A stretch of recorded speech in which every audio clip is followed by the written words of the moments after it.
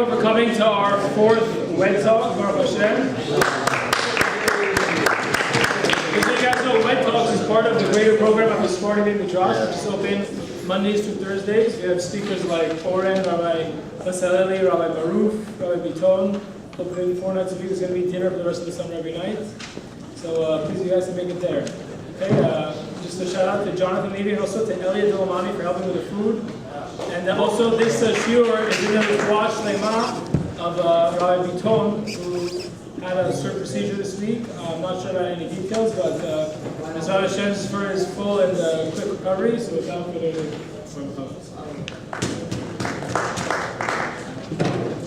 I have to request the Bet Midrash team, if you request me to prepare a big lecture, try to avoid Olympics weeks and the World Cup. Is just extremely distracting. It's very hard to write a lecture and follow the Olympics at the same time.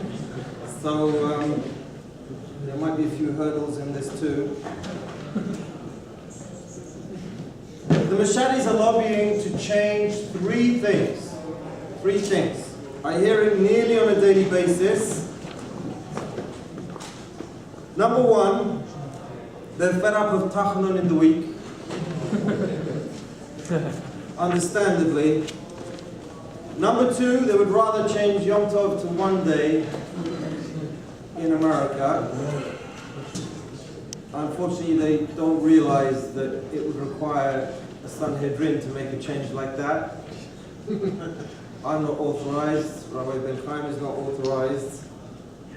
But anyway, it's part of their request. The final request that they've been making is to move to B'eAv to the winter because it's extremely inconvenient.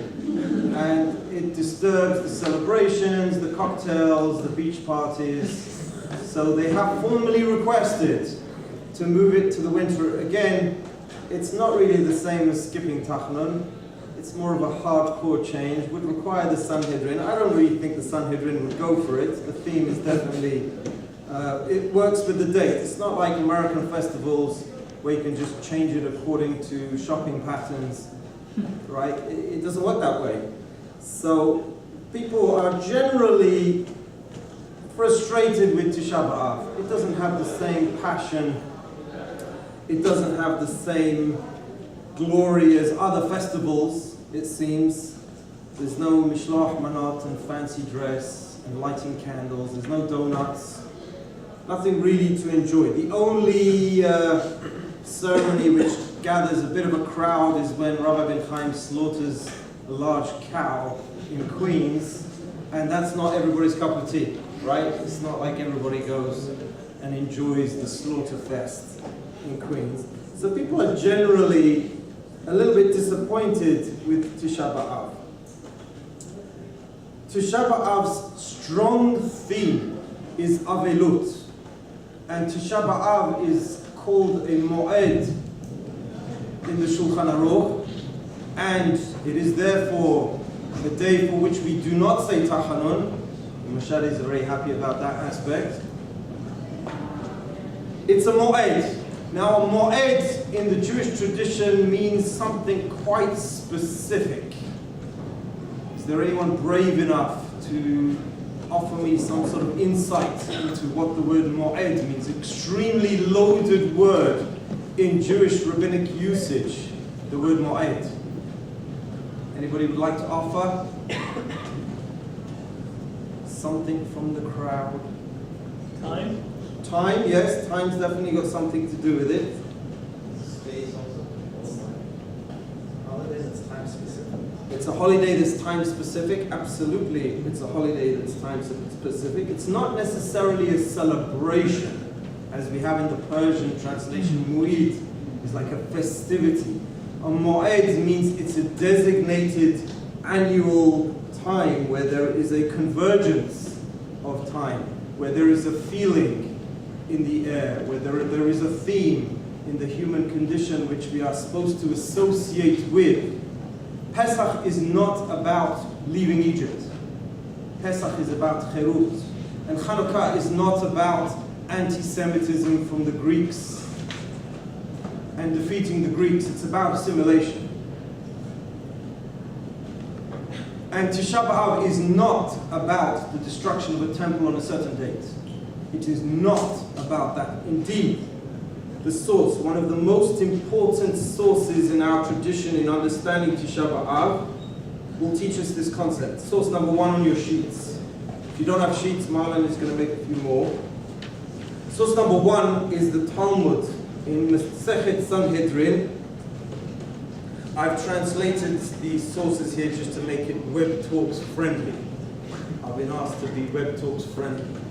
So I've translated it for your benefit. Bachot tivke b'layla. The Talmud would quote the verse from Eicha. We'll discuss Eicha in a moment. And the Talmud says, B'layla. B'layla means on the night, the definitive night. Al iske layla, says the Talmud. V'tisa kol ha'ida v'yitnu et kolam v'yivku ha'am b'layla ha'hu.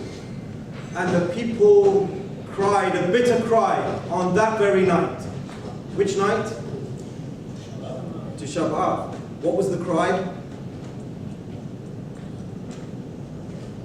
What was the Jewish cry on that night in the desert? Why did you take us out of Egypt?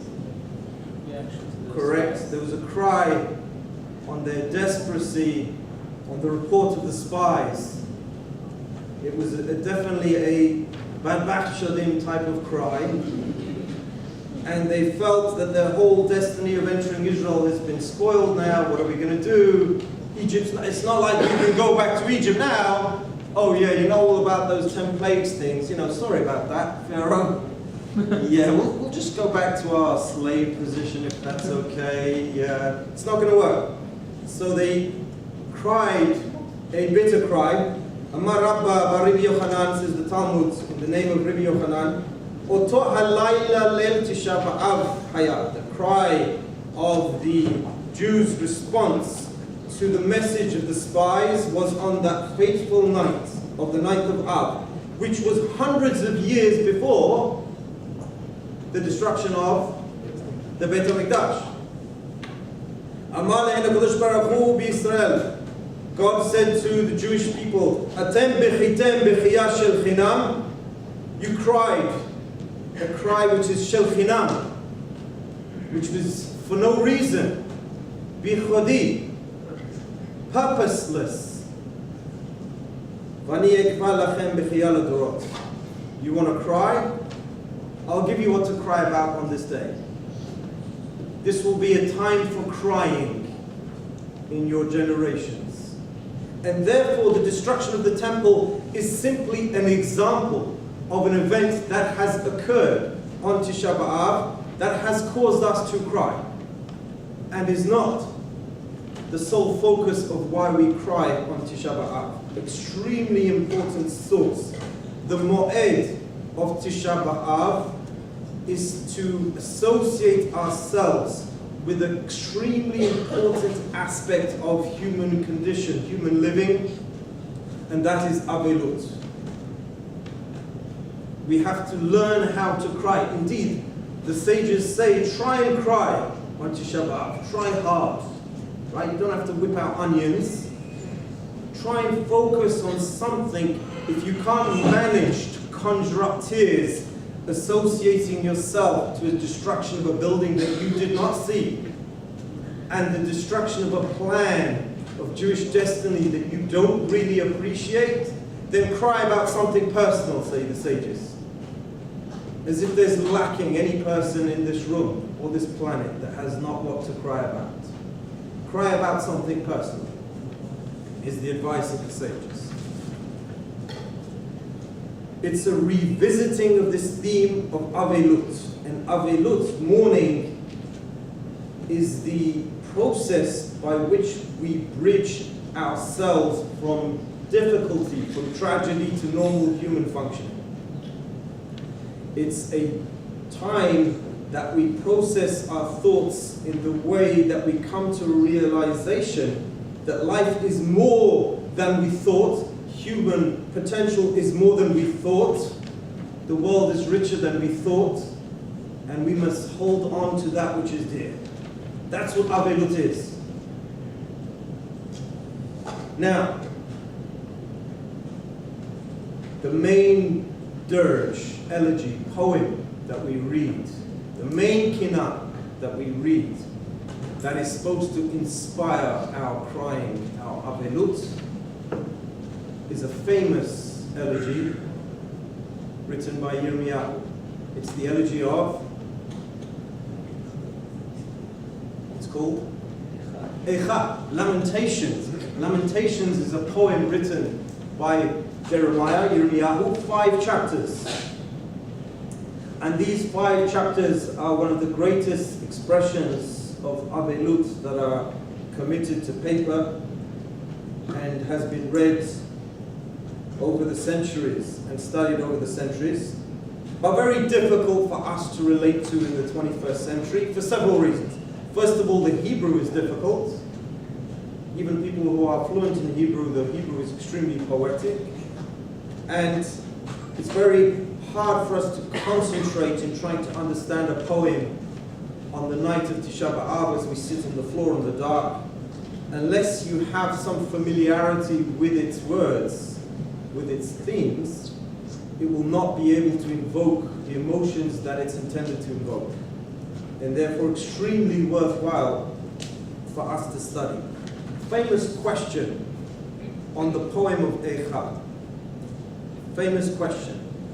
When somebody cries, the words that they express are sometimes nonsensical, sometimes they're very chaotic and random and arbitrary. Does the poem reflect that sensitivity, that type of cry? Or is there some pattern that we can establish in Eicha? Can we say that each chapter has a theme?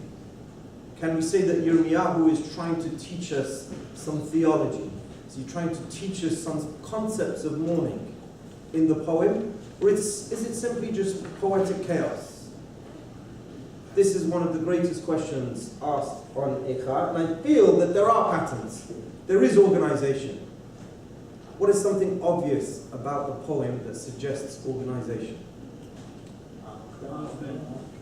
Acrostic. It's an alphabetic acrostic for all of the chapters except 5. It goes Aleph, Bet, Gimel, Dalet. Each pasuk starting with the next letter in the Hebrew alphabet, which suggests organization. 22 lines corresponding to 22 letters for most of the chapters. One of the chapters is triple. Poor guy has to read that one. It's 66 verses. Aleph, Aleph, Aleph, Bet, Bet, Bet, Gimel, Gimel, Gimel. But the rest of them are 22 verses. The last one is not increasing Aleph, Bet, Gimel. It's just random, but also with 22 lines. And the A to Z, the Aleph to Tav, suggests a completeness. It suggests a pattern. And therefore suggests that there is something to learn from the poetry itself. The position that Yirmiyahu takes is not the position of the theodicy, meaning to say that there are other sources and other texts in the Jewish tradition which discuss the problem of suffering of the innocent. The most famous text is the book of B'eAv, the book of Job, which discusses the famous and difficult Jewish question of the theodicy. Why is it that the righteous suffer? The position of Yirmiyahu is not that case. It is very obvious why we suffered, because it's all over the poem. Chet chata'a Yerushalayim, Jerusalem has sinned. Adonai hoga'al rov pisha'eha, God has afflicted us because of the multitude of her sins, the sins of Jerusalem. The lady that is represented in the poem of Eicha is a personification of Jerusalem, is the lady who is suffering in the poem. And she has sinned. And because she has sinned, the suffering has come upon us. And that gives us a problem with the title of the poem. The title of the poem is the extremely loaded word Eicha. And Eicha means, a good translation for Eicha, what do we have? why or how? How did this happen? How could this be? How could a nation that was burning so brightly burn so dim? How could the center of the universe become a vassal state, a tributary to other nations? How could the glory of Jerusalem be what it is now? How can the destiny of the Jewish people be derailed so tragically? How? But if you answer the question in basically every other verse, meaning to say, how is because you sinned. You sinned, and therefore the tragedies took place. So how somehow takes on a bigger meaning. How is not a simple one-line answer. Well, how did it happen? Well, we sinned, and therefore God punished us. How did we get here? How did the story go wrong? Such a nice story. Things were a little bit funny until Abraham came on the scene, and then the gods in heaven and the angels in heaven were applauding. They were doing cartwheels for Avraham Avinu. Everything seemed to be going on the right path. And Jewish destiny was being set with Moshe Rabbeinu and all these greats. We enter Israel, and things start to go wrong. And all of a sudden, Or Lagoyim, light unto the nations, is no longer on the agenda anymore. Eicha is dealing with this tragic question. And I want to look at some of the verses in the opening chapter to gather one theme which I feel is highly significant from the opening chapter of the poem of Eicha. Start with source number 2, is the opening verse, everybody knows it well. Eicha yashva badar, how she sits alone. Ha'ir, the city Rabati'am, which was once very populous. In the times of King Solomon, it was the center of the planet. People were getting buses and taxis to Jerusalem to see the great wonders and hear the wisdom of Solomon. Now, Haytat Almana. Now she has become, the city of Jerusalem has become like a widow. One of the strongest themes of the poem. Rabati Bogoim, that which was many with people. Sarati Bamidinot.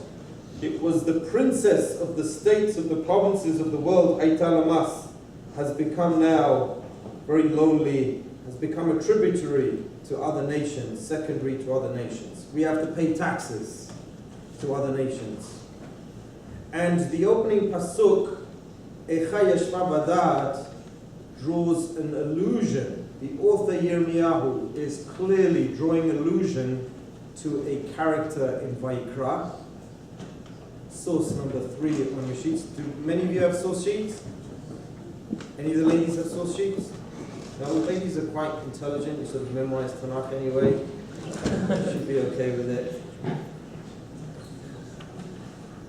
Eicha Yashva Badat is a play on a pasuk in Vayikra.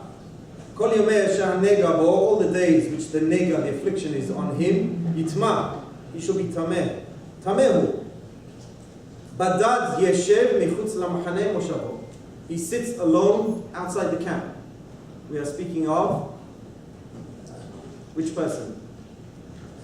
Mitzorah, the one with the tzara'at, the one with the afflicted with the tzara'at, who has committed some social crime. I know it's popular to speak of lashon hara, to evil speech, but it's just one of a list of social crimes that a person could have committed in the biblical era that would cause the affliction of tzara'at, and the penalty to this person who can't seem to play nicely in the sandpit with his fellow Jews is to sit alone outside the camp. Badad yeshev mechutz lamachaneh. Yes? Time out with the kids. Time out, exactly. It's an adult time out, and this is the association our author is drawing with the opening words. Eicha yashva badad, as if like a naughty man has committed a social crime and is having to sit alone at the edge of the camp of Israel.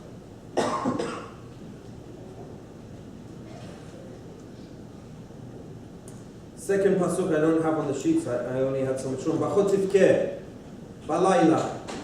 She weeps in the night. V'dimata al yechya, the tears are dripping upon her cheeks. According to the Midrash, the people of Israel were handcuffed, so to speak, and their tears were creating scars on their faces as they could not wipe them away.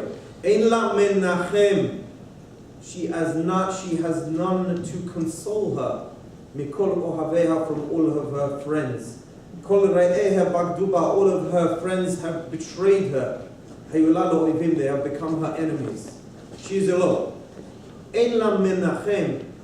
These words, that there are none to console her, becomes the mantra of the first chapter and is repeated, I think, 5 times. You can correct me if I'm wrong, but it's 4 or 5 times. We have the same phrase. There are none to console her. Ein menachem. She doesn't have anybody in her shiva, in her didan. Right? Imagine a didan where nobody comes. She is crying alone. Source number 4. Kol amane nachim vakshim lechem. All of her people are sighing and they seek bread. Natnu mahmadehem ba'ochel. They gave their mahmadehem for food. What do they pawn for food?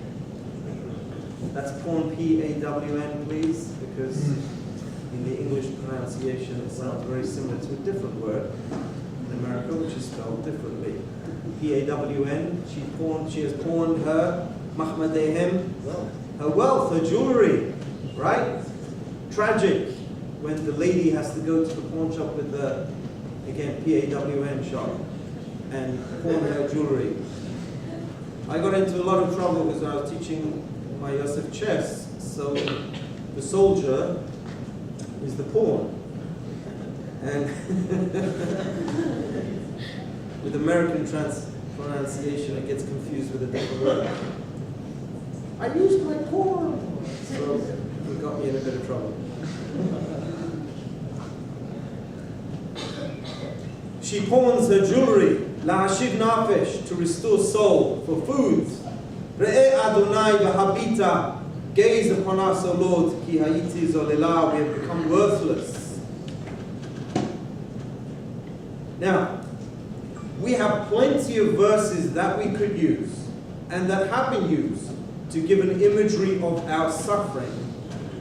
But it seems that the first chapter has a focus on one theme more readily than any other in the opening chapter, where you would have thought that Yirmiyahu would have gained more tears by describing the suffering very graphically. Now there are psukim which describe suffering, and some of them are very graphic. We'll look at some of them.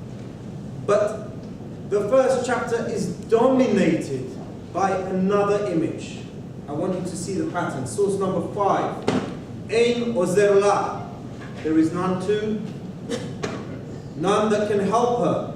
Ra'u hatzarim, the enemies gaze upon her. Sahaku al mishpateha. They gloat, they laugh at her desolation. The enemies are rejoicing on her desolation. Chet chata'a, source number 6, Yerushalayim, is Jerusalem has sinned. Al ken lenida haita, and therefore she has become nida. What do we mean by the word nida in this context, in this poetry? Right. It means its literal meaning, and I don't want to put off any of the ladies who might be considering nida at a stage of their lives. Nida literally means sort of banished or wandering, but the concept of nida really has very little to do with being banished in a practical sense with the husband. She's only excluded from certain things from her husband, but the literal meaning does have that context, that she has become banished. Aita kol machbadeha, all of her friends, all that honored her, Hiziluha, they have now despised her. Ki ra'u evata, they saw her nakedness. Gam hine nachabet hashamachor, and she also sighs and retracts. Now, there is an element of her loneliness, there is an element of her exile, her banishment, her nida. There's an element in the poem that people are looking on but they're not coming to help. Ein ozer la. Rather, what are they doing in the poetry? They're scoffing at her. They're laughing at her. Kol ovrei derech, source number 8. All those who pass along the road. Habitu ru'u. Im yesh machov kamachovi. The woman is saying, look at me. Tell me if you've seen suffering like my suffering, if you've seen pain like my pain. What is she requesting? Ladies, more sensitive. Attention. Empathy, pity. She wants pity. She's alone. She's banished. Very, very clear theme. If we read it now with the lights on, while we're concentrating, a very clear theme in the first chapter. It's not so much the description of the suffering that was caused by the Babylonians, by the exile and so on and so forth. More tragic than the actual suffering itself is what? In the eyes of our poets. More tragic than the actual suffering, the physical suffering. Is the what? Don't be shy. Can't hear what? No. All of these psukim are relating to what thing? The loneliness. Ein menachem la. It's not that she has suffered, it's that she has suffered alone, and that none have come to console her. Nobody has come to pick up the pieces. Is far stronger an image in the first chapter than any other tragedy that we are to describe. Kara alai mo'ed. A mo'ed, a designated time. This is our power keyword that releases us from Tachanun. On Tisha B'eAv is a drush on this pasuk. A designated time for this suffering has been called upon me. Bishpor, to smash bachorai, my young ones, the young ones of my city. And now probably the most disgusting. There's a selection, we could do like a top 10, but probably the most disgusting image that we have from Yirmiyahu in this poem is this pasuk. Gat darach Adonai liftulat bat Yehuda. What is a gat? Anybody who invests in wine. There's a few mashadis that invest in wine in Israel. I think it's a, could it be a statue or something? Not a statue. No. A gut. Many references in the Bible and rabbinic literature for the guts. The translation is right there. It's not that difficult. You can cheat. The gut is the wine press. It's the wine press. It's the squeezing of the red grapes that produce the blood of the grapes. Gat darach Adonai livtulat bat Yehuda. Kaviyachol, the prophet is describing that the daughter, the virgins of Judea, the virgins of Jerusalem are being crushed in the wine press. In the old-fashioned way, which was to roll up your trouser legs and put a little foot flavor into the wine. Luckily, it's not done today outside of France. France, they still do it. I mean, the French do lots of things that we wouldn't consider appropriate. One of them is to make wine with their feet. But not in Italy, don't worry, not in Italy. Okay. But who is crushing the grapes?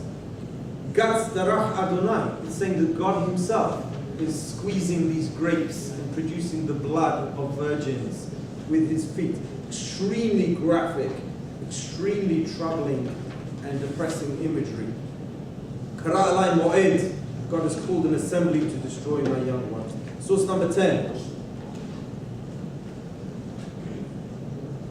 Al ele ani bochia, on these things I weep, says the lady of the poem. Eni yorada mayim, my eyes, oh my eyes, are shedding tears. Mayim, they're shedding water, they're shedding tears. Kirachak mimeni menachem mishiv nafshi. Why am I shedding the tears? What is the reason that I cry? Kirak mimeni menachem mishiv nafshi. Rachak mimeni menachem. The consoler is not near me.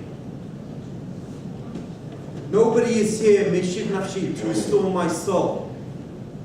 Amazing, disproportionate emphasis on the lack of consolation compared to the actual suffering. It's not as if Nebuzaradan didn't shed blood by the tens of thousands. It's not as if Nebuchadnezzar and his SS didn't encourage a lot of bloodshed. There was what to cry about, but she's crying, Kirahak mimeni menachem menashev nafshi.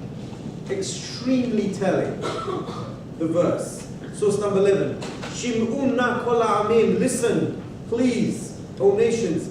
Ur'u machovi. Again, she's requesting repetitively for the nations to see my suffering and to presumably give me pity. Tanchumim.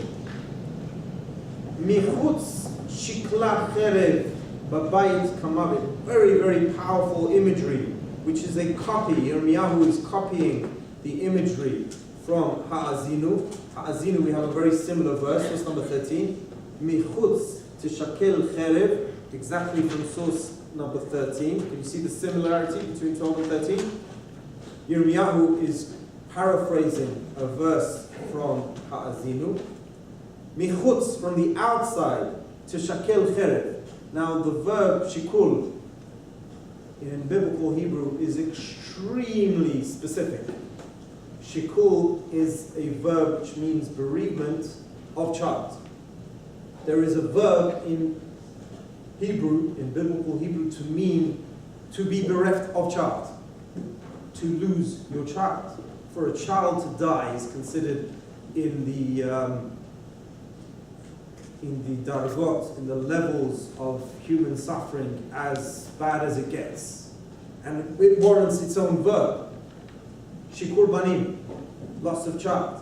And the sword that causes mothers to lose their child is the subject of the poem in Ha'azinu. Michutz, from the outside, you have the sword which bereaves mother of child. Umichadarim, and from the inside, Eimah, there is terror. That's the pasuk in Ha'azinu. Our pasuk, which mirrors this in Eicha, Michutz shikla cherev. In the streets the sword shall bereave. Babayit kamavet, in the house it is like death. Meaning that there's nowhere to go. One of the most consistent descriptions of any Holocaust survivor was this aspect of suffering. There was just nowhere to turn. There was nowhere to hide. There was no shelter.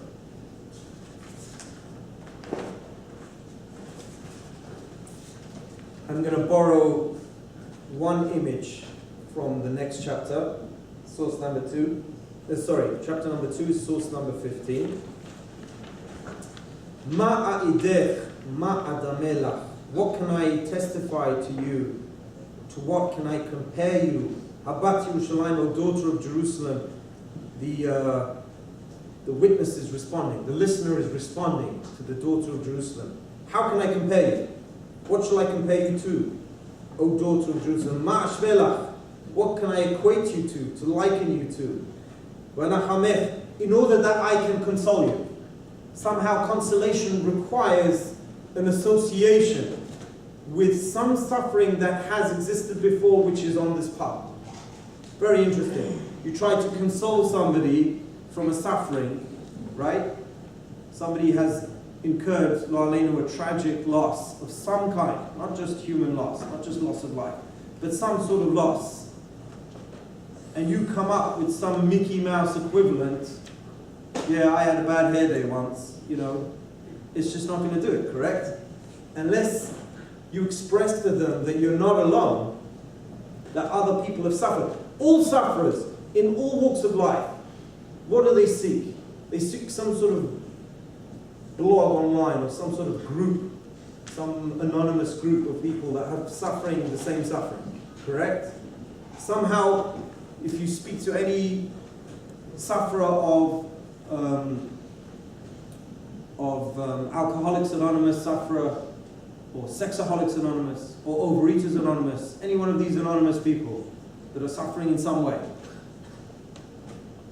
The only way they can seem to get better is if they find a group of people that have suffered in the same way. The only way they can reach consolation is if they find some suffering on that level. And this is what she's screaming out. I need somebody to console me. I want somebody to show me a tragedy that was on this path.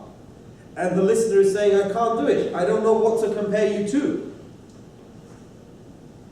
My daughter goes camp Simcha every year, several years, the best 2 weeks of her life.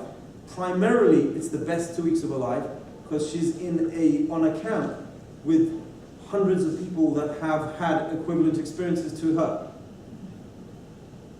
Somehow, just walking into high school doesn't have the same feeling for her to talk to her friends in high school. But those 2 weeks on that campus make the world of difference. Tanchumin. Disproportionate emphasis in this entire first chapter to the isolation aspect of Jerusalem's suffering. Completely disproportionate. Now, if anyone has suffered, I'm not inviting you to suffer. And anyway, you've got a few more days till Tisha B'eAv if you're interested. But the human response to suffering is often, how can I hold on to my sanity? And the greatest way to hold on to your sanity in the presence of any suffering, for which Tisha B'eAv is the paradigm of. It is the paradigm of human suffering. It's not a commemorative date for a single specific suffering. It is the paradigm for human suffering, and it is a demonstration of what the human response should be to suffering. And this poem is part of that lesson. The human response to suffering is to hold on to your sanity. Can I remain sane? And suffering is multiplied,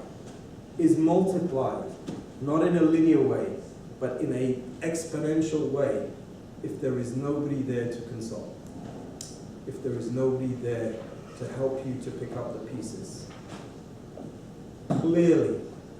Clearly in this poem we see that as important as the suffering itself is the consolation, as important as the suffering itself is the consolation. If the consolation is not present, then the suffering is magnified. It is magnified. There's a great poem written by an American, Ella Wheeler, called Solitude, and I know a lot of these ladies are students of literature. It was written by this poet, and it was published in a New York newspaper called, I think it's called The Sun. Is that correct? Is that a New York newspaper? The New York Sun? I don't know if it's current.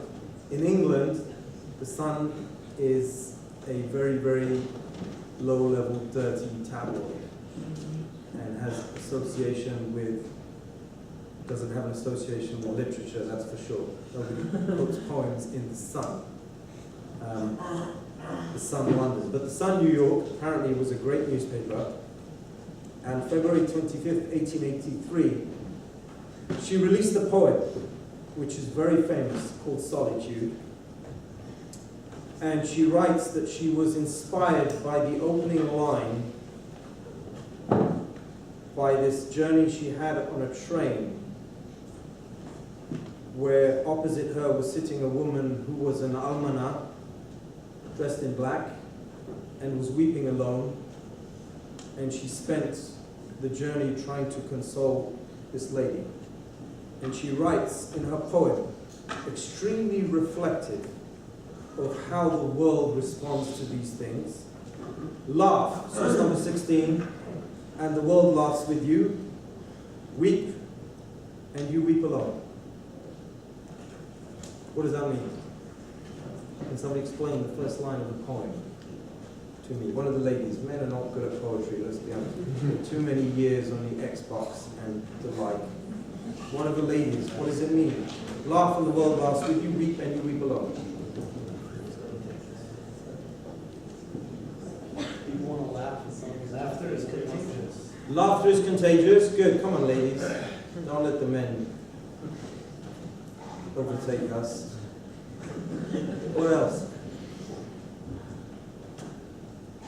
Being sad, being depressed is simply not a popularity thing, is it? People generally are willing to join in your smachot, and generally, if you take the population of the world as a whole, in the main, are not so willing to be around on a rainy day. Fair weather friends are more popular than bad weather friends, and it's expressed so powerfully by Ella Wheeler. Laugh and the world laughs with you. Weep and you weep alone. And the Jewish tradition rejects this attitude completely. A very important halakha from Maimonides, source number 17 on the sheets.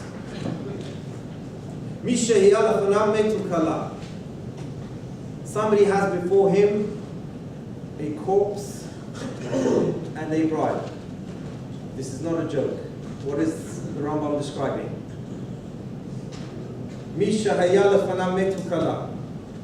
One has before him a corpse and a bride. What is our situation? The Chatan.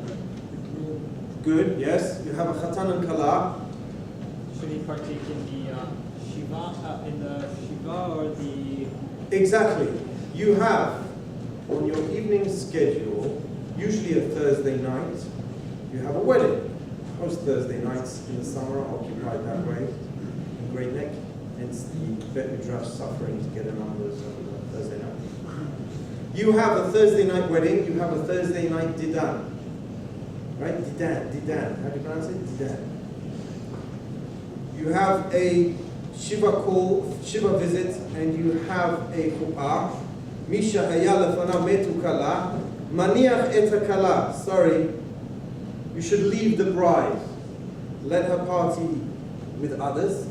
Maniach et kala mitasek im hamet. And involve yourself in the Shiva call. V'chein hu umer. As is expressed in Kohelet, as is expressed in Ecclesiastes, Lev Chachamim bebet Avel, Lev Chachamim bebet Evel. The heart of the wise is in the house of the mourner, V'lev Ksivim bebet Simcha. The heart of the fool is in the house of joy.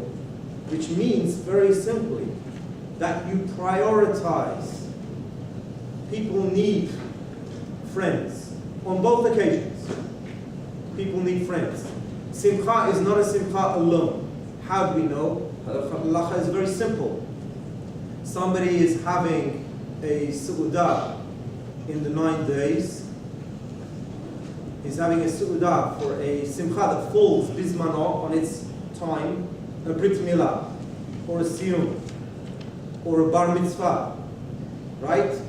Your son has a bar mitzvah in the 9 days. What can you do? You can eat meat, you can play music, right? What else can you do? You can invite. Push it off. What's that? Push it for delay it. Right, but you don't have to. If your festivity is bismano, you can eat. I know the custom in Far Rockaway is to finish the Masechta only and only in the 9 days. And I know some people in New York, shouldn't be said, but some people tend to eat more meat in the 9 days than any other time because it's too cold. But, it's not supposed to work that way. If you naturally finish your Masechet on one of the 9 days, you can have a party. If you're normally accustomed to eating meat at your parties, you can eat meat. If you're normally accustomed to bringing a musician, you may bring a musician, and you can bring friends. And you can invite any person to that party that you would normally invite to a party of yours because they contribute to your simcha. So you definitely need friends for simcha. Partying alone is not fun. But mourning alone is worse. And therefore the Rambam expresses the paradigm. If you have to choose, which is one of the themes throughout Jewish tradition, it tells you how to make choices. to your limited resources and your limited time, then you choose to support the mourner, because the mourner who mourns alone, it's simply tragic. It's simply tragic. The sin, the chet of the meraglim, and the empty tears that were shed on that fateful night of Tisha B'Av all those years ago have cast a massive shadow on Jewish history. But we have to remember the message of the Talmud. Our priorities are determined by what we cry on. Our ability to console is essential. We are judged by what we mourn over, and we are judged by who we help when they mourn. We pray that when we do shed tears, that they will not be needless, they will not be spent on child or parent. There's an element of din v'cheshbon. There's an element of judgment if you shed tears on mashchal mashchal. I love these double expressions of Persian. Every now and then you throw in one of your own. It's very creative. If you cry b'chiyah shel chinam, it's a sin. B'chiyah shel chinam, tears which are for no good reason. It is not just a bad thing, it's a sin. It's a punishable offense, says the Talmud. So we pray that the tears that we shed, the tears that we go on to shed, will be tears b'chiyah shel tikva, will be tears of hope. There will be tears of joy, tears that will be responded by divine mercy, divine kindness, divine love. And we also pray that the words of the Prophet Zechariah will one day come true. Tzom HaChamishi, the fast of the fifth month of the Jewish calendar, is the fast of Tisha B'Av. Zechariah promises us, Ko Amar Adonai Tzevakot, so says the Lord, the fast of Tisha B'Av yiyeh lebet Yehuda l'sason u'simcha u'moadim tovim. There will come a time when there will be a celebration on the 9th of Av. There will be a time when Yehuda will rejoice, will sing, will dance. There will be a time when it will be moadim tovim. Thank you.